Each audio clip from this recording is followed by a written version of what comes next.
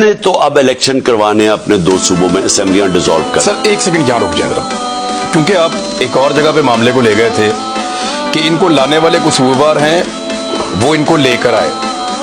نجم سیٹھی نے کہا ہے کہ جنرل باجوہ نے تحریک عدم اعتماد کا ماحول بنا کر پی ایم ایل این کو دیا، اور وہ مختلف چیزیں کہہ رہے ہیں کہ آدھی رات کو عدالتیں بھی جنرل باجوہ نے اس لیے کھولی کہ عمران خان صاحب آرمی چیف کو سیک کر سکتے تھے.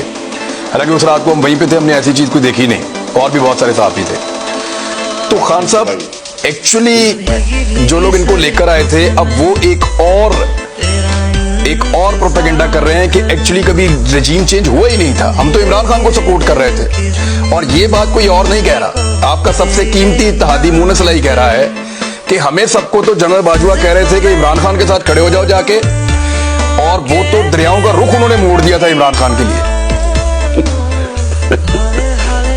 دیکھیں عمران، واقعی جنرل باجوہ نے اپنی دریاؤں کا رخ موڑا. سر میں آپ کو بتاؤں، میں پھر سے میں پہلے بھی ایک دفعہ کہہ بیٹھا ہوں کہ میں جب بڑا ہو رہا تھا نا، یہ اسی گھر میں زمان پاک میں، تو میری والدہ ہمیشہ، میری 4 بہنیں تھی، میں اکیلا بھائی تھا، وہ ہمیشہ ان کو یہ کہتی تھی کہ مجھے تو اس بیچارے پہ ساری فکر ہے، یہ بڑا ہی سیدھا ہے، یہ ہر قسم کی بات مان لیتا ہے، ہر کسی کو ٹرسٹ کر لیتا ہے، تو یہ تو بیچارہ رول جائے گا دنیا میں.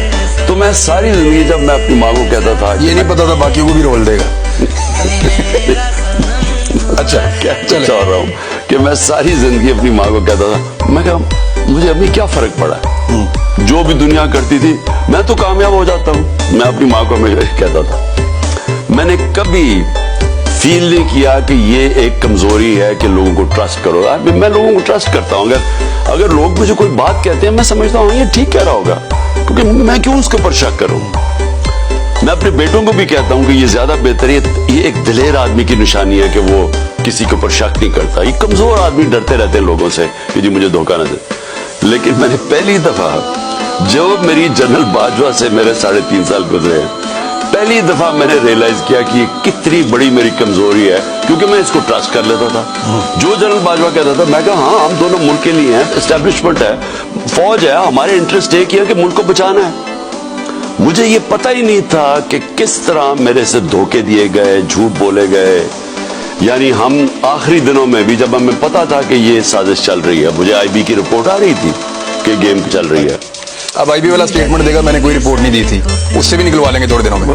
وہ کیا بیچارے نکالیں گے، وہ بیچارہ وہ بھی مجھے ڈر ڈر کے کہتا تھا، چیزیں بتانی شروع کر گیا. مجھے وہ رائٹنگ میں نہیں دیتا تھا، مجھے خود آ کے بتاتا تھا کہ پتہ نہ چل جائے. تو وہ جب ہمیں پتہ چل گیا کہ پوری گیم ہوئی ہے، نواز شریف سے ان کی بات چیت چل رہی ہے، انہوں نے پلان بنا لیا ہے، خاص طور پہ جب فیض کو جب ہٹایا تو اس کے بعد ان کی گیم تو چل پڑی تھی، تو مجھے تو پتا تھا.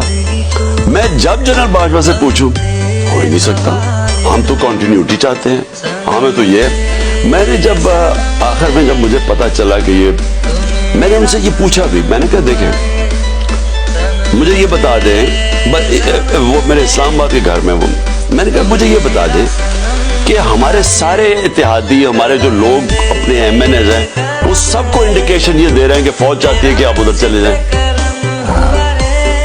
تو میں نے، اور وہ ہمیں کہہ رہے ہیں کہ، اور آپ ہمیں کہہ رہے ہیں کہ نہیں ہم نیوٹرل ہیں، وہ ہمیں کہہ رہے ہیں کہ ادھر چلے جائیں. سو ایم کیو ایم کے لوگوں نے ہمیں چپے دبی لفظوں میں ساروں نے کہا، وہ بیک تو کنٹرول میں ہی ان کے تھی، وہ شزائن بکتی تو ان کے بغیر ہلتا ہی نہیں تھا.